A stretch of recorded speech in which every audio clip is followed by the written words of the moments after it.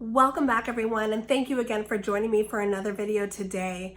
We're going to be discussing staying together after cheating and will your relationship survive infidelity. In this video today, I'm going to be talking about the things that your relationship is going to need to go through and experience in order for you to figure out if you're going to be able to stay together after infidelity. Most likely, if you're watching this video, you haven't officially broken up. Maybe you're currently on a break, maybe cheating has happened, and you're trying to figure out how to get your relationship back together.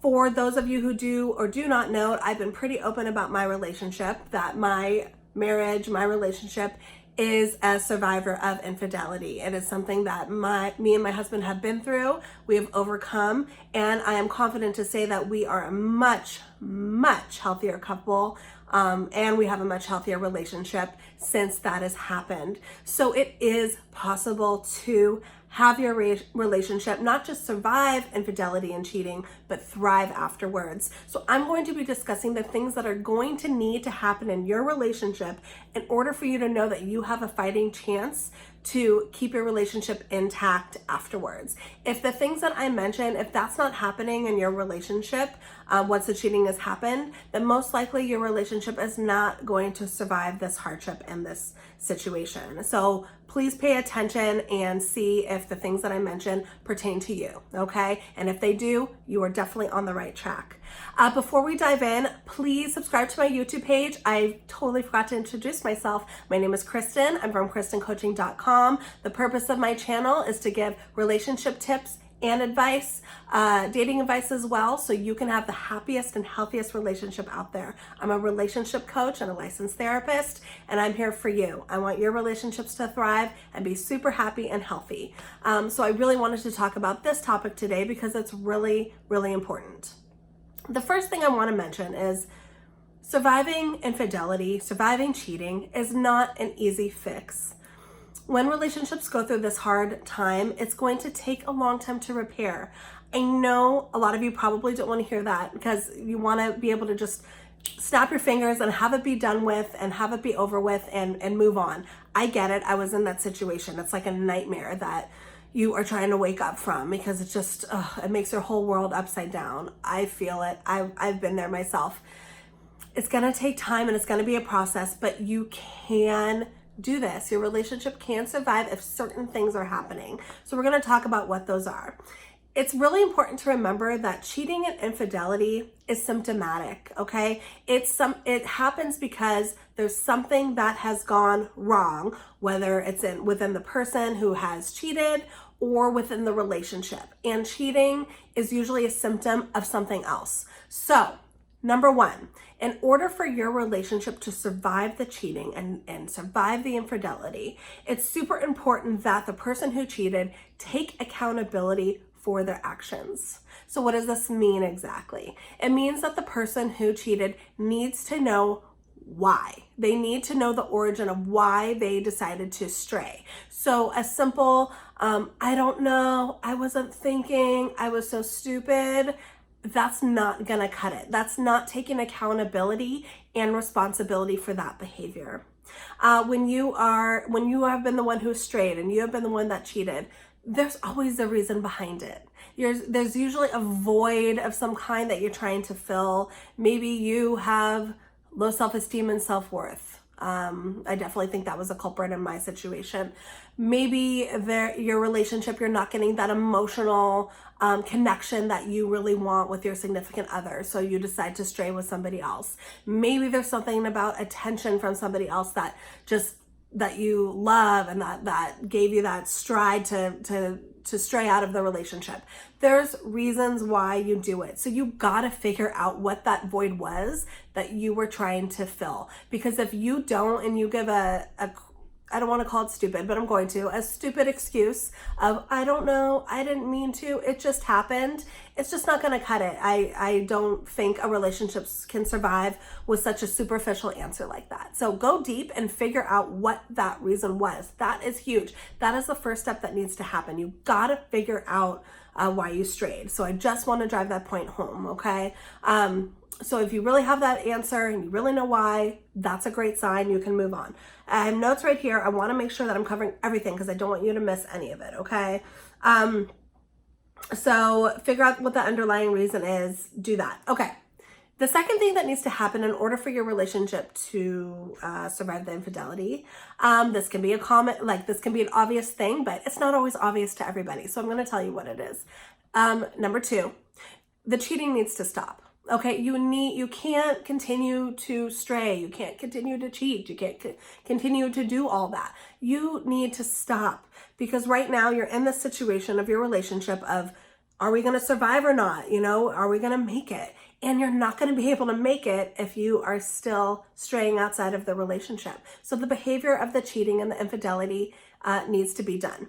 And it needs to be done. And so if you are a person who has cheated on and you are suspecting that the person that you're with is still cheating on you, there's no way that your relationship is going to be able to build and repair. You're going to need to know that your other half has stopped that behavior and that they're done, because you've got to start focusing on your relationship and rebuilding your commitment to one another. You can't do that when there's a third party there and they're going to that third party whenever and doing it with them and having those physical and maybe even emotional connections as well. It's just not going to happen. So you got to decide that you're going to commit with each other and that cheating needs to stop. Okay, that's the second part.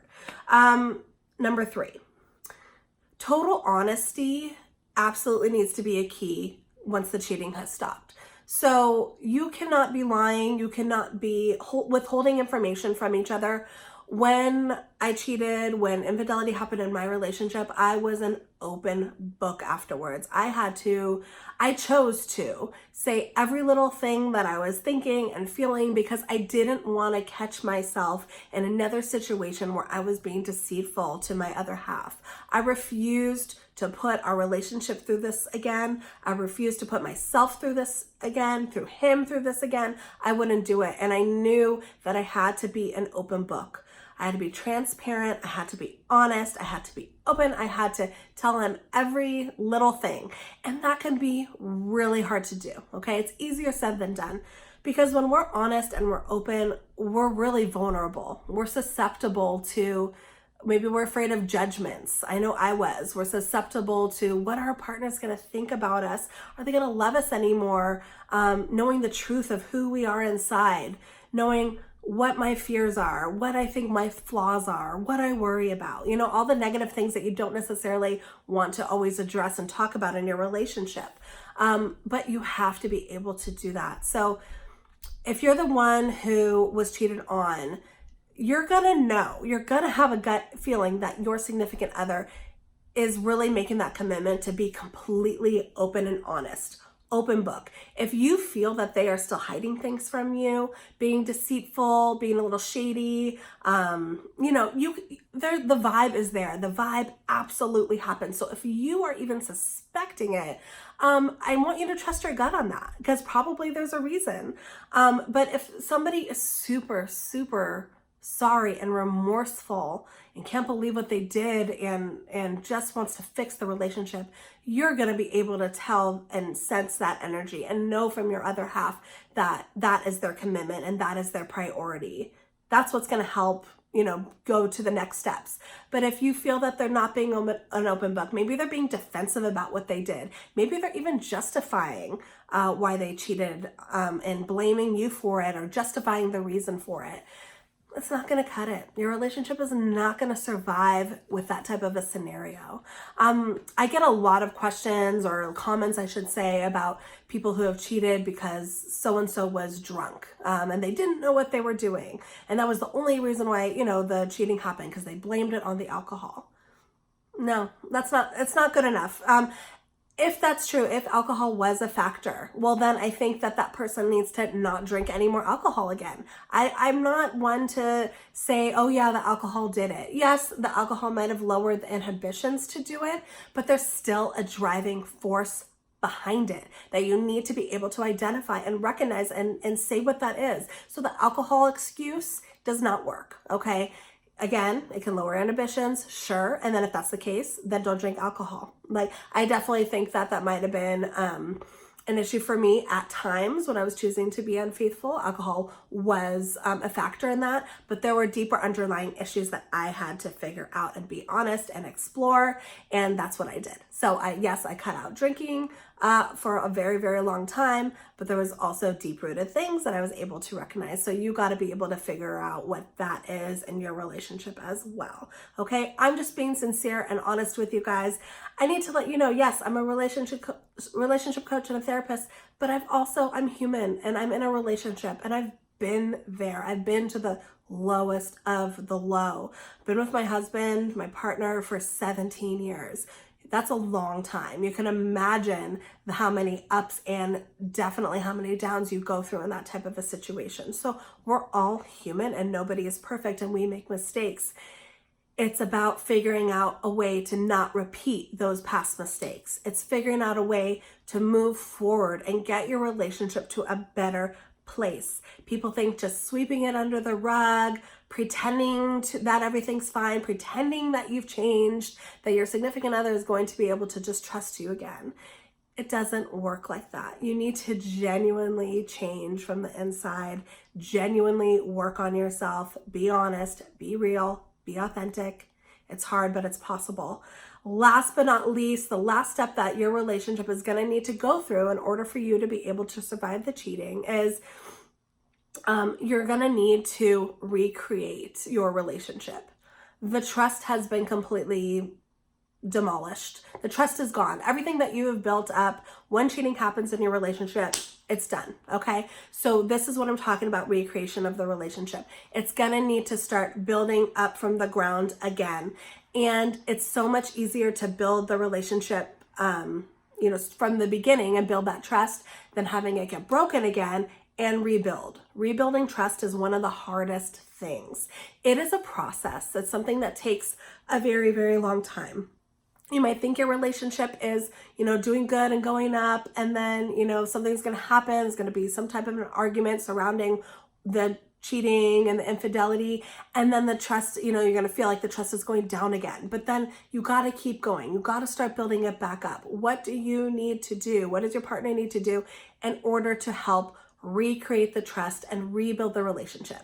You guys are starting from ground zero again. So what do you want your relationship to look like? How do you want to act in your relationship? What kind of person do you want to be in your relationship for both of you? Figure out what that is. And that's going to take a commitment from both people. So if you feel one person is not committing to making it work, then that it might not. I think that sometimes the person who was cheated on, might need to be taking a step back and seeing if their other half is truly doing those steps by taking accountability, being honest, doing the things that I said, and then maybe waiting to see if they're ready to commit to make it work. Sometimes that happens, and I think that the person who was cheated on absolutely has a right to take some time and kind of sit back and see if their other half is doing what they need to do. Once the other half, their partner shows, yes, I'm ready, I'm so sorry, I'm committed to making this work, and does all the things, then at that point, if in order for you to rebuild your relationship from the ground up again, that's going to take commitment and effort on both people's parts. So I want you to ask yourself, is there accountability for the infidelity and the cheating that happened? Is the person who cheated taking full responsibility and getting to the deep root of the problem of why they did it in the first place? Secondly, has the cheating stopped? Do you believe the cheating has completely stopped? That's a question for you that only you can answer. It's a very important question. Number 3, is total honesty happening in the relationship? Is transparency, openness, communication, honesty, is that happening? For the person who was cheated on, do you feel that your significant other is now doing their best to be an open book and be completely forward and honest with you? Go with that gut feeling, trust yourself with that. And then once you decide that if you want to make this work, then it needs to be a commitment from both of you to rebuild. Relationships can survive this, you guys. It can be, again, like I said, the hardest thing that relationships go through. but you can make it through. A lot of couples do. I think I read some type of a statistic a while back that over half of the couples that go through infidelity and cheating are able to survive it. Okay, that's a huge, huge number. So it's not just a fluke. It's all about your willingness to make it work. All about reflecting and analyzing how healthy your relationship was prior to the cheating and the infidelity. And if you think you have the goods and the commitment and the willpower to work on it, then you absolutely can. And I'm here for you to be able to help you through that and do that.